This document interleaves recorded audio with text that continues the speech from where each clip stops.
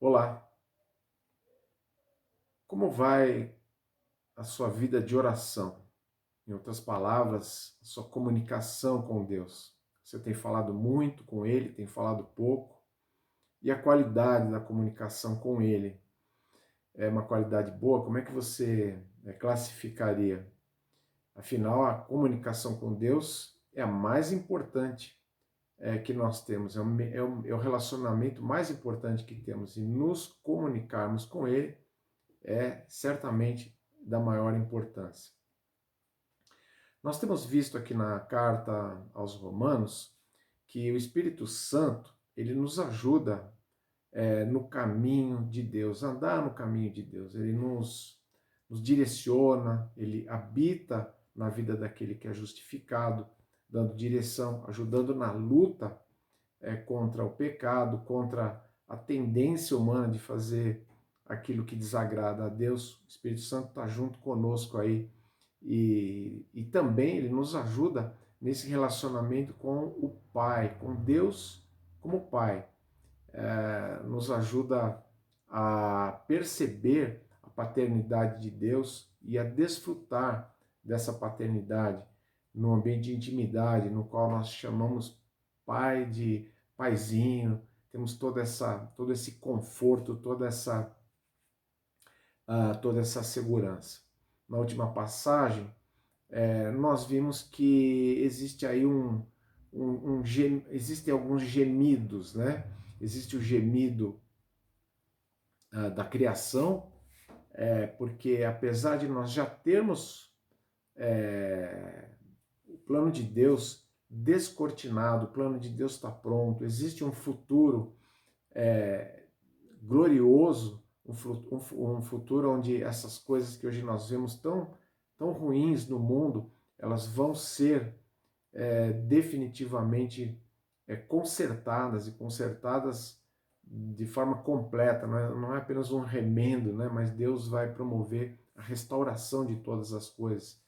Paulo diz que nós também gememos, porque apesar de já termos esses primeiros frutos do Espírito, essas primeiras amostras, né, da ação de Deus na nossa vida, ainda aguardamos esse futuro glorioso. Mas a questão é que nessa caminhada nós precisamos de ajuda para nos comunicarmos com Deus. É aí que entra novamente o papel do Espírito Santo, entra novamente o Espírito Santo, e Paulo nos mostra na passagem de hoje como o Espírito Santo atua nesse sentido, no sentido de nos ajudar na comunicação com Deus.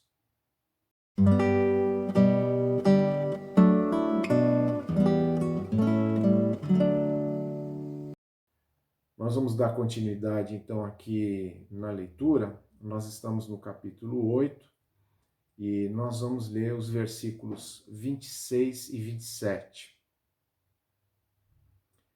Da mesma forma, o Espírito nos ajuda em nossa fraqueza, pois não sabemos como orar, mas o próprio Espírito intercede por nós com gemidos inexprimíveis. E aquele que sonda os corações conhece a intenção do Espírito, porque o Espírito intercede pelos santos de acordo com a vontade de Deus. Tudo bem, então nessa tarefa de nos ajudar a conversar com Deus, a orar, a nos comunicarmos realmente com Ele, nós vemos questões importantes aqui. A primeira questão que nós vemos nesse texto aqui é que o Espírito Santo, ele compreende a fraqueza humana. Normalmente o homem, ele não se dá conta de toda a sua fraqueza, de toda a sua incapacidade, de toda a sua limitação, e principalmente na comunicação com Deus. Paulo diz, que aqui nessa passagem que nós lemos, que nós não sabemos como orar, e é por isso que o Espírito Santo ele é imprescindível, né? A presença dele, a habitação dele se torna fundamental. E ele nos ajuda nisso, porque ele, em primeiro lugar, ele conhece e sabe, compreende a fraqueza que nós temos. E por que nós não sabemos orar? Claro, em primeiro lugar, nós não temos uma compreensão clara e perfeita a respeito da vontade de Deus. Nós não sabemos tudo sobre a vontade de Deus, não sabemos cada detalhe, não sabemos tudo sobre os seus planos. Sabemos sim as coisas que estão na palavra, sabemos aquilo que Deus revelou na sua palavra. Vamos fazendo descobertas ao longo da vida cristã, mas não sabemos tudo, temos dúvidas, temos muitas limitações. E muitas vezes nos vemos angustiados e sem saber, inclusive, o que dizer, como dizer.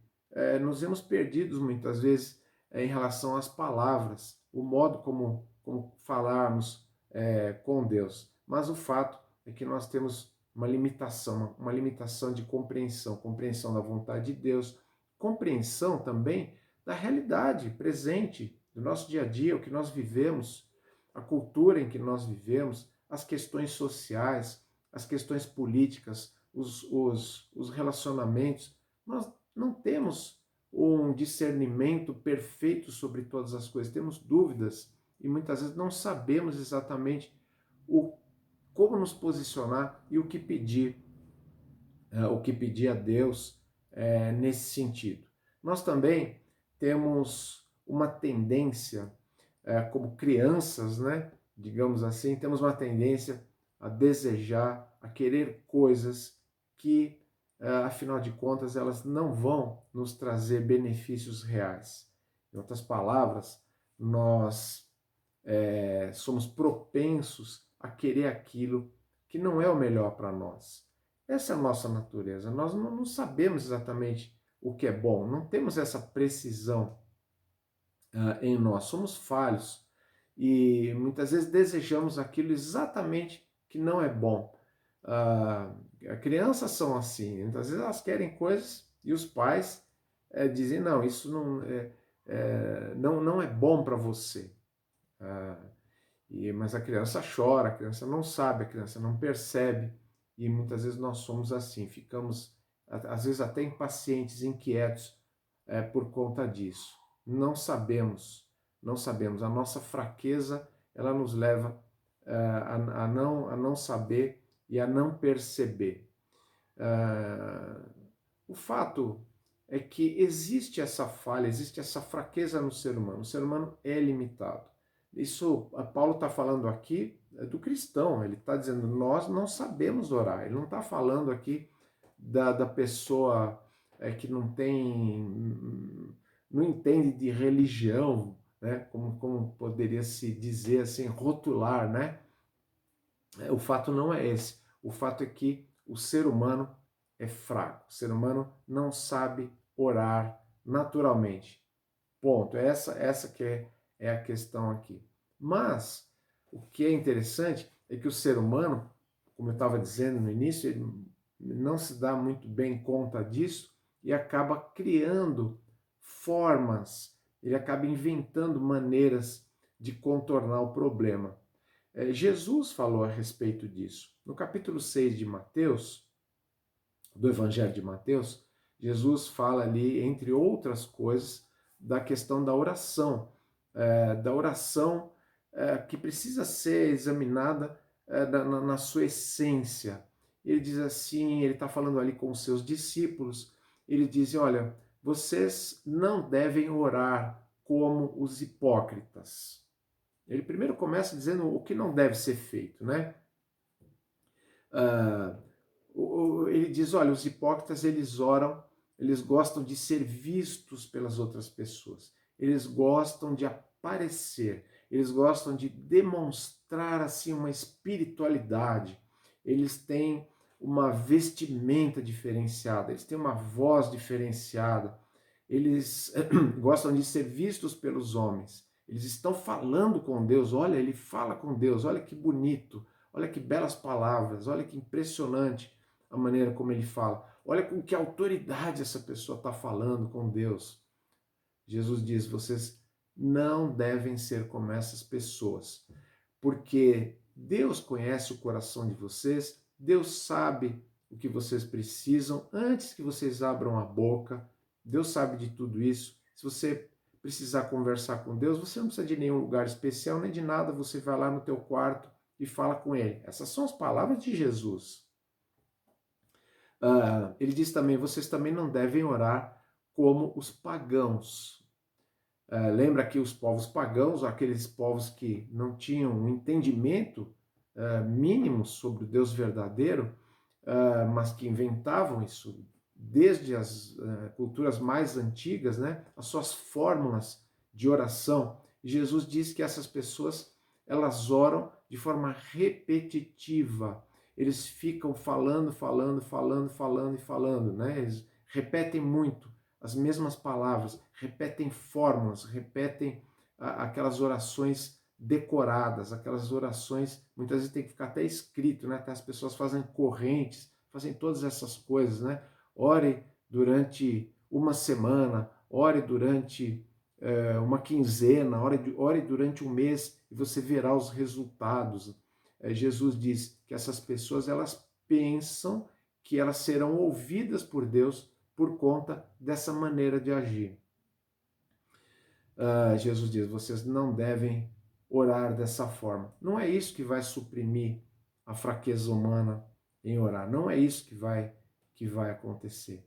Jesus disse, vocês têm que orar da seguinte forma. E veja, Jesus não está dando uma fórmula, né? Porque ele acabou de dizer que não é através de repetições.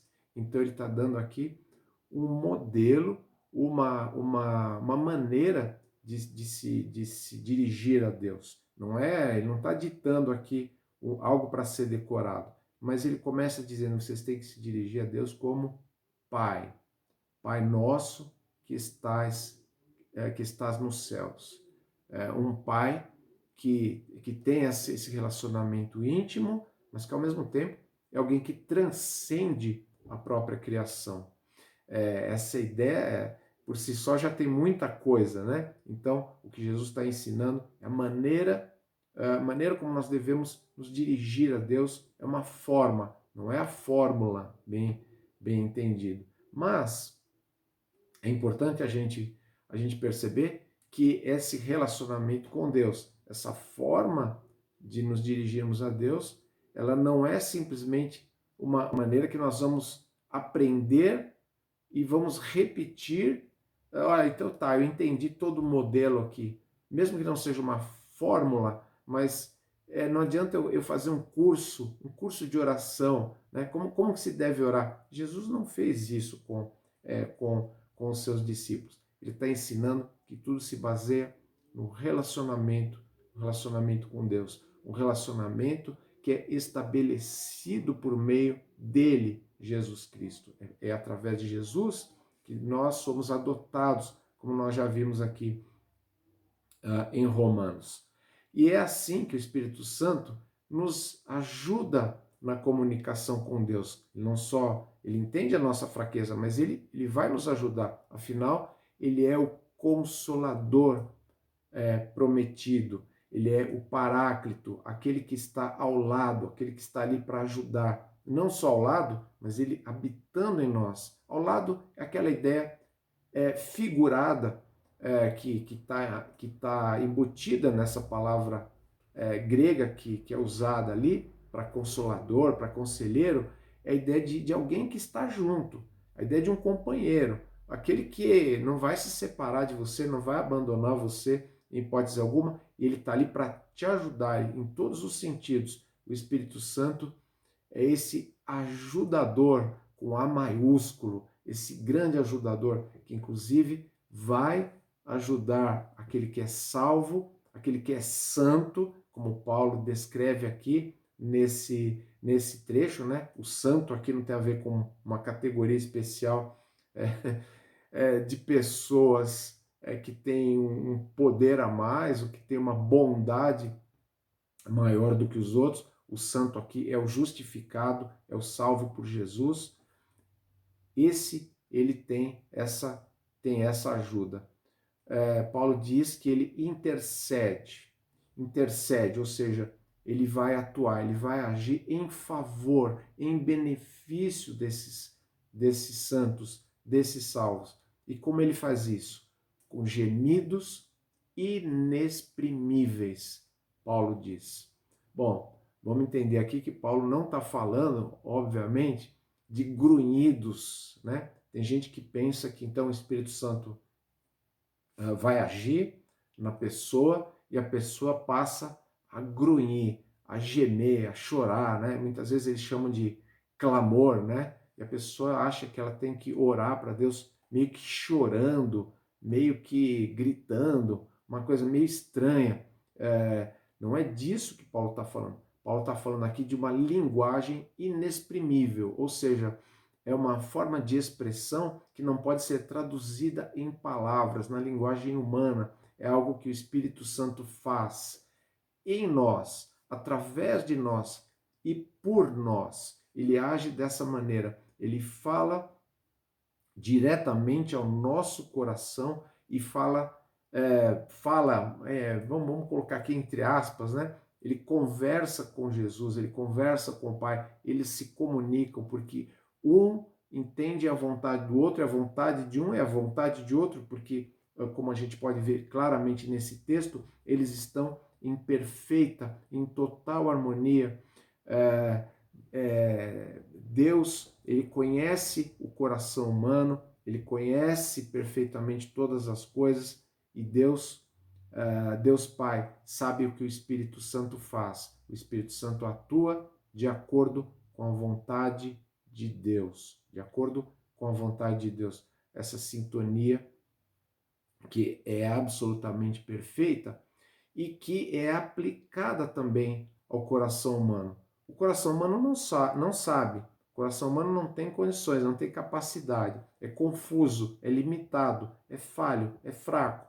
Mas o Espírito Santo vem para ajudar, inclusive sintonizando com a vontade de Deus. Veja, a oração dos santos, ela, repassando aqui, ela é conduzida pelo Espírito Santo, ela é inspirada pelo Espírito Santo, ela é levada pelo Espírito Santo, ele atua dessa forma completa, agindo na nossa vida, não apenas nos ajudando a orar, mas ajudando para que a nossa oração efetivamente chegue aonde tem que chegar, mesmo que as nossas palavras não sejam as mais corretas, mesmo que as nossas palavras não cheguem a expressar tudo aquilo que deveria ser expresso. Agora preste bem atenção, a oração precisa chegar a quem? A Deus Pai. A oração é para Ele, é sempre para Ele. Quando Jesus ensina, Ele diz que a direção é essa. Jesus mesmo orava ao Pai, e é isso que nós aprendemos. A oração é conduzida pelo Espírito Santo em nós, através de nós, por nós, como eu já disse, mas ela precisa de um mediador. Isso, sem isso, nada aconteceria. E esse mediador é Jesus Cristo. Ele é o sumo sacerdote, ou como se falava antigamente no latim, né? O sumo pontifex, né? O sumo pontífice, aquele que faz a ponte, o mediador, aquele que é o verdadeiro intermediário, aquele que possibilita com a sua obra, a obra que ele realizou na cruz, possibilita que nós tenhamos acesso até Deus. Então, quando todo esse conjunto de fatores que são privilégios daquele que entregou a vida a Jesus, quando esse conjunto de fatores está presente, você vai começar a ter um ambiente de oração, de comunicação com Deus, onde, em primeiro lugar, se tem a submissão a Deus, a submissão à vontade de Deus, aquela ideia de seja feita a tua vontade.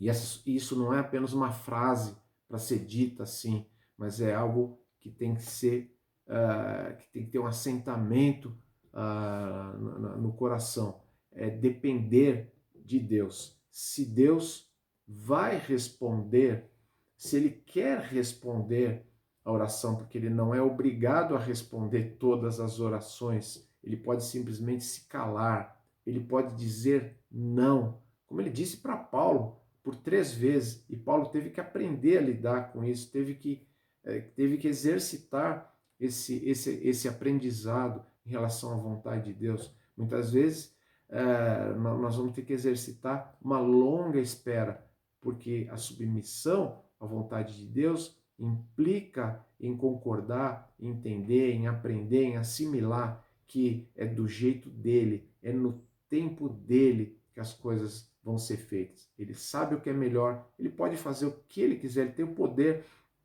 para realizar qualquer coisa, ele é gracioso, ele vai fazer, e vai fazer o que é melhor, nem sempre o que é melhor é o que nós queremos. Isso nós vamos aprendendo, porque o Espírito Santo também vai nos ajudando nisso. A oração que tem todo esse pacote aí de ajuda, ela é uma oração insistente, como aquela viúva que Jesus nos ensina na parábola. Aquela oração que, embora ela seja dependente, ela insiste. Enquanto Deus não dá um não definitivo, a gente está ali batendo a porta. Essa oração também, essa vida de oração, essa forma de comunicação, ela possibilita também a confissão de pecados.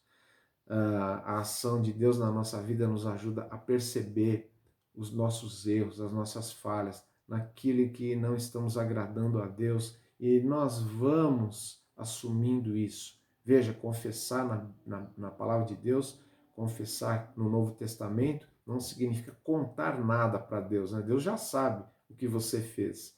Você não precisa contar, né, para Ele, ou contar aí para um confessor, né?